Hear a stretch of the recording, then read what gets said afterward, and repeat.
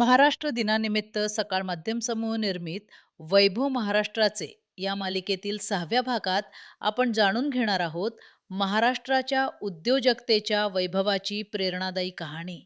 ही कथा आहे शून्यातून विश्व उभं करणाऱ्या जिद्दी माणसांची, ज्यांनी स्वप्न पाहिलं, संघर्ष केला आणि जगाला मेक इन महाराष्ट्राची ताकद दाखवली. सायकलच्या दुकानापासून ते जागतिक उद्योग विश्वापर्यंतचा हा अद्भुत प्रवास. एका छोट्याशा सायकलच्या दुकानात बसलेला एक तरुण, एका गावात दूध गोळा करणारा शेतकरी, एका शेडमध्ये 3 मशीन घेऊन सुरू झालेलं स्वप्न, या सगळ्यांमध्ये एक गोष्ट कॉमन होती. त्यांच्याकडे मोठं भांडवल नव्हतं, मोठी पार्श्वभूमी नव्हती, पण होती एक वेगळी दृष्टी आणि काहीतरी मोठं करण्याची जिद्द. महाराष्ट्राच्या या मातीनं फक्त विचारवंत आणि समाजसुधारकच नाही, तर अशा उद्योजकांनाही घडवलं, ज्यांनी मेक इन इंडिया हा शब्द ट्रेंड होण्याच्या खूप आधी तो आपल्या कामातून जगाला दाखवून दिला.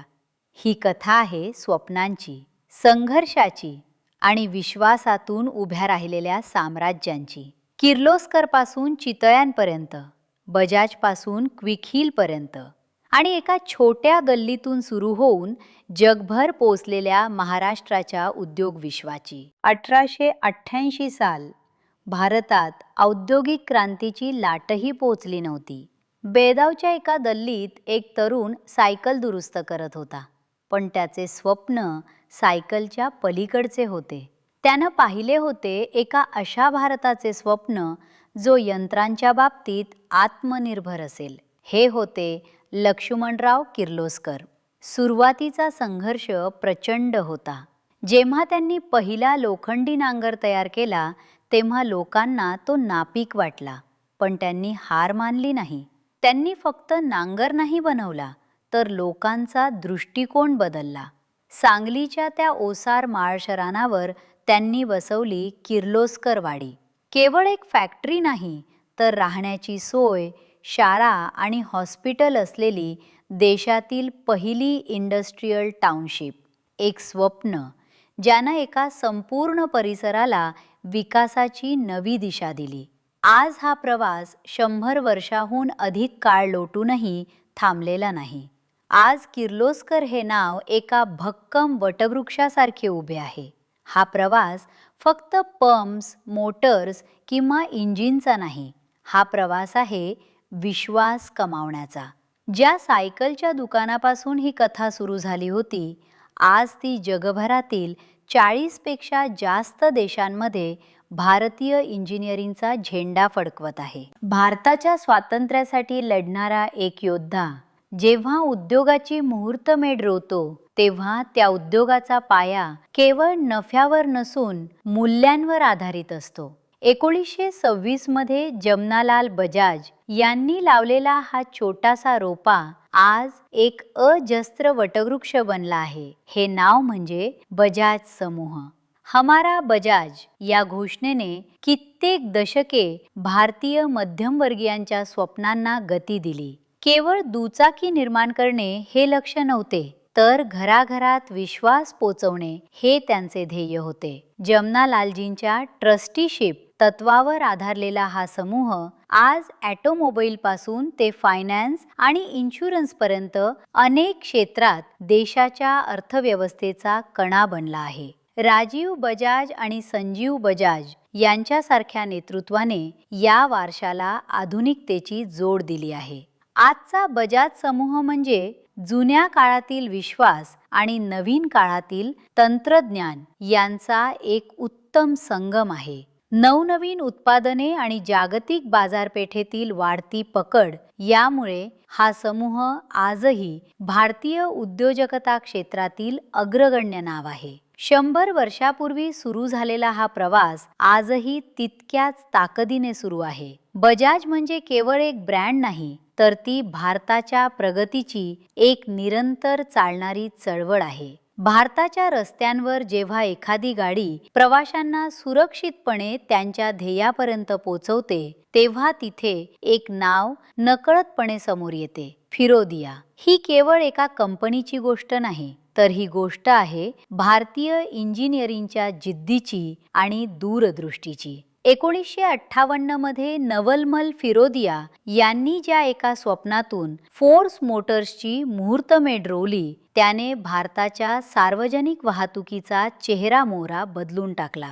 लहानशा टेम्पोपासून सुरू झालेला हा प्रवास मॅटाडोर आणि नंतर ट्रॅव्हलरच्या यशापर्यंत कसा पोचला, ही एक रंजक गाथा आहे. फिरोदिया कुटुंबाने नेहमीच अतिशय मजबूत आणि विश्वासार्ह वाहने बनवण्यावर भर दिला. आज फोर्स मोटर्स म्हणजे केवळ एक कंपनी नसून ती भारतीय ग्रामीण आणि शहरी भागांना जोडणारा एक लाईफलाईन ब्रँड बनली आहे. अभय फिरोदिया यांच्या मार्गदर्शनाखाली आणि आता तिसऱ्या पिढीतील प्रशांत फिरोदिया यांच्या नेतृत्वात कंपनीने आधुनिकतेची कास धरली आहे. केवळ विक्रीच नाही तर डिफेन्स क्षेत्रातही फोर्स मोटर्सचा दबदबा वाढला आहे. फोर्स गुरखाच्या नवीन तुकड्या भारतीय लष्कराच्या ताफ्यात दाखल झाल्या असून कंपनीने आपल्या डिझाईन आणि तंत्रज्ञानामध्ये जागतिक दर्जाची शिस्त आणली आहे. तंत्रज्ञान आणि मानवी गरजा यांचा मेळ घालत डिजिटल ट्रान्सफॉर्मेशनच्या माध्यमातून त्यांनी आपल्या ग्राहक सेवेलाही एका नव्या उंचीवर नेले आहे. फिरोदिया समूहाचा प्रवास हा सक्षमता आणि आत्मनिर्भरतेचा प्रवास आहे.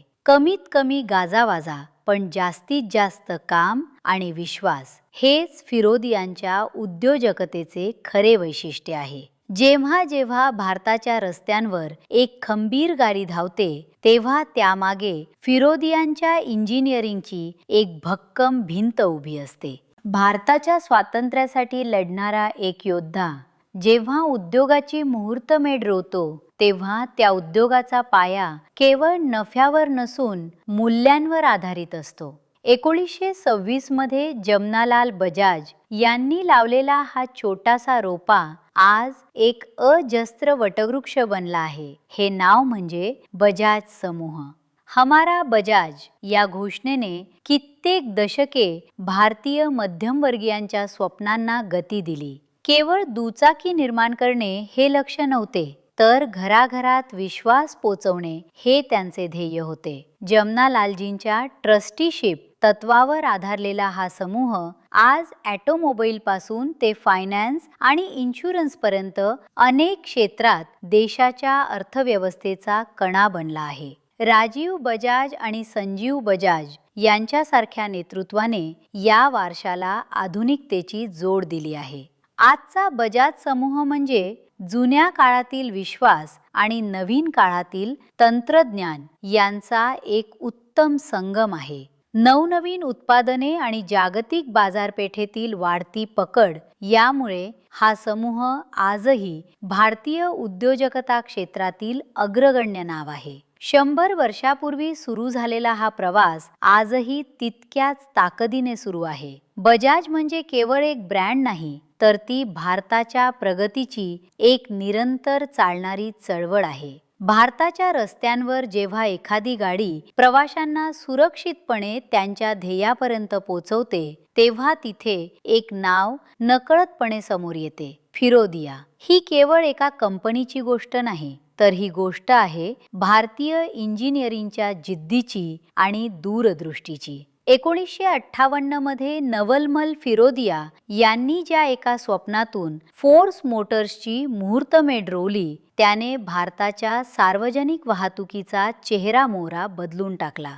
लहानशा टेम्पोपासून सुरू झालेला हा प्रवास मॅटाडोर आणि नंतर ट्रॅव्हलरच्या यशापर्यंत कसा पोचला, ही एक रंजक गाथा आहे. फिरोदिया कुटुंबाने नेहमीच अतिशय मजबूत आणि विश्वासार्ह वाहने बनवण्यावर भर दिला. आज फोर्स मोटर्स म्हणजे केवळ एक कंपनी नसून ती भारतीय ग्रामीण आणि शहरी भागांना जोडणारा एक लाईफलाईन ब्रँड बनली आहे. अभय फिरोदिया यांच्या मार्गदर्शनाखाली आणि आता तिसऱ्या पिढीतील प्रशांत फिरोदिया यांच्या नेतृत्वात कंपनीने आधुनिकतेची कास धरली आहे. केवळ विक्रीच नाही, तर डिफेन्स क्षेत्रातही फोर्स मोटर्सचा दबदबा वाढला आहे. फोर्स गुरखाच्या नवीन तुकड्या भारतीय लष्कराच्या ताफ्यात दाखल झाल्या असून कंपनीने आपल्या डिझाईन आणि तंत्रज्ञानामध्ये जागतिक दर्जाची शिस्त आणली आहे. तंत्रज्ञान आणि मानवी गरजा यांचा मेळ घालत डिजिटल ट्रान्सफॉर्मेशनच्या माध्यमातून त्यांनी आपल्या ग्राहक सेवेलाही एका नव्या उंचीवर नेले आहे. फिरोदिया समूहाचा प्रवास हा सक्षमता आणि आत्मनिर्भरतेचा प्रवास आहे. कमीत कमी गाजावाजा पण जास्तीत जास्त काम आणि विश्वास हेच फिरोदियांच्या उद्योजकतेचे खरे वैशिष्ट्य आहे. जेव्हा जेव्हा भारताच्या रस्त्यांवर एक खंबीर गाडी धावते तेव्हा त्यामागे फिरोदियांच्या इंजिनिअरिंगची एक भक्कम भिंत उभी असते. भारताच्या पायाभूत सुविधांच्या इतिहासात एक नाव असे आहे ज्याने केवळ सिमेंट आणि लोखंडाचा वापर केला नाही तर बांधकाम या क्षेत्राला एका वेगळ्या उंचीवर नेले. ही कथा आहे शिर्के ग्रुपची. साताऱ्याच्या पासर्णी गावातून आलेले पद्मश्री बाबूराव गोविंदराव शिर्के यांनी जेव्हा एक स्वप्न पाहिले तेव्हा त्यांनी विचार केला होता, बांधकाम फक्त हाताने का, ते कारखान्यासारखे का होऊ नये? शिर्के ग्रुपची ओळख म्हणजे त्यांची पेटंट केलेली 3S प्री कास्ट तंत्रज्ञान प्रणाली.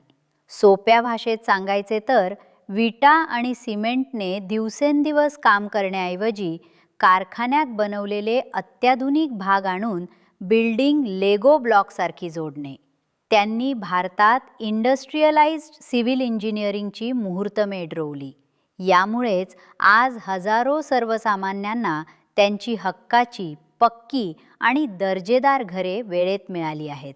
त्यांनी केवळ घरेच नाहीत तर विमानतळ, पूल आणि औद्योगिक संकुले उभारून भारताच्या विकासाला गती दिली. शिर्के ग्रुप म्हणजे केवळ एक बांधकाम कंपनी नाही तर ती भारताच्या बदलत्या चेहऱ्याचा शिल्पकार आहे. एका दूरदृष्टी असलेल्या इंजिनियरने लावलेले हे रोपटे आज इंजिनिअरिंगची पंढरी म्हणून ओळखल्या जाणाऱ्या पुण्यातून संपूर्ण भारताला नवी स्वप्ने देत आहे. जेव्हा जेव्हा एखादे भव्य संकुल कमी वेळात उभे राहते तेव्हा तिथे नकळतपणे शिर्के यांच्या त्या इंडस्ट्रियलाइज्ड स्वप्नाची आठवण येते. महाराष्ट्राच्या घराघरात जेव्हा सोन्याचा उल्लेख येतो तेव्हा एक नाव सर्वात आधी आठवते, पुना गाडगीळ. ही कथा फक्त एका व्यवसायाची नाही तर ही गोष्ट आहे 192 वर्षांच्या अखंड विश्वासाची. 1832 मध्ये सांगलीच्या रस्त्यांवरून ज्या प्रवासाची सुरुवात झाली तो प्रवास आज भारताच्या कानाकोपऱ्यात आणि परदेशातही पोहोचला आहे. गणेश नारायण गाडगीळ यांनी जेव्हा सोन्याच्या दागिन्यांचा व्यापार सुरू केला तेव्हा त्यांना माहीत होते की हा व्यवसाय केवळ धातू विकण्याचा नाही तर तो लोकांच्या भावना जपण्याचा आहे. पिढ्यानपिढ्या गाडगीळ कुटुंबाने शुद्धता आणि पारदर्शकता हे 2 शब्द आपले ब्रीदवाक्य मानले. सांगलीच्या वाड्यापासून सुरू झालेली ही वाटचाल जेव्हा पुण्यात पोहोचली तेव्हा गाडगीळ नावाचे रूपांतर एका मोठ्या ब्रँडमध्ये झाले. आज हा समूह केवळ दागिने विकत नाही तर तो परंपरा आणि आधुनिकता यांचा सुरेख संगम घडवून आणत आहे. महाराष्ट्राच्या प्रत्येक घरात दिवाळीच्या फराळापासून ते रोजच्या नाश्त्यापर्यंत एक नाव आदराने घेतले जाते, चितळे. ही केवळ एक मिठाईची दुकान किंवा ब्रँड नाही, ही महाराष्ट्राच्या चवीची ओळख आहे. 1939 मध्ये सांगलीच्या भिलवडीत भास्कर गणेश चितळे यांनी दूध संकलनाचा जो छोटासा व्यवसाय सुरू केला, आज त्याने यशाची उत्तुंग शिखरे गाठली आहेत. भिलवडीच्या काठावर सुरू झालेला हा प्रवास पुण्यापर्यंत कसा पोहोचला आणि बाकरवडी सारखी एक गोष्ट संपूर्ण जगाची आवडती कशी बनली, ही एक जिद्द आणि गुणवत्तेची गोष्ट आहे. काळ बदलला तसे तंत्रज्ञान बदलले, पण शुद्धता आणि विश्वास टिकून ठेवण्यात चितळे कुटुंब नेहमीच अग्रेसर राहिले. आज 4 ते 5 पिढ्यांच्या कठोर परिश्रमामुळे हा समूह केवळ महाराष्ट्राचा मानबिंदू नाही तर भारतीय खाद्य संस्कृतीचा जागतिक ब्रँड बनला आहे. केवळ उत्पादनच नाही तर चितळे बंधू आता क्विक सर्व्हिस रेस्टॉरंट आणि कॅज्युअल डायनिंग क्षेत्रात पाऊल ठेवत असून राष्ट्रीय स्तरावर आपला ठसा उमटवण्यासाठी सज्ज झाले आहेत. 1939 ते 2026 हा केवळ काळ नाही तर विश्वासाचा प्रवास आहे. आज जरी चितळे आधुनिक तंत्रज्ञानाची कास धरत असले तरी त्यांच्या प्रत्येक बाकरवडीत तीच जुनी अस्सल महाराष्ट्राची चव आजही कायम आहे. क्वालिटी फर्स्ट हे ब्रीद वाक्य जपणारा हा समूह भारताच्या खाद्य उद्योगाला भविष्यात नक्कीच एका वेगळ्या उंचीवर घेऊन जाईल. महाराष्ट्राच्या औद्योगिक नकाशावर जेव्हा आपण अचूकता आणि गुणवत्तेचा विचार करतो तेव्हा छत्रपती संभाजीनगरच्या मातीत वाढलेले एक नाव आदराने घेतले जाते, भोगले. ही केवळ एका कंपनीची गोष्ट नाही, तर ही गोष्ट आहे भारतीय इंजिनिअरिंगच्या जिद्दीची, जी जागतिक दर्जाच्या कंपन्यांसोबत खांद्याला खांदा लावून काम करत आहे. भोगले समूहाचा प्रवास हा शून्यातून विश्व निर्माण करण्याचा आणि तंत्रज्ञानाचा ध्यास घेण्याचा आहे. औरंगाबादच्या औद्योगिक वसाहतीत जेव्हा या समूहाने आपल्या प्रवासाला सुरुवात केली तेव्हा त्यांचा मुख्य उद्देश एकच होता, वर्ल्ड क्लास ऑटो पार्ट्स भारतात बनवणे.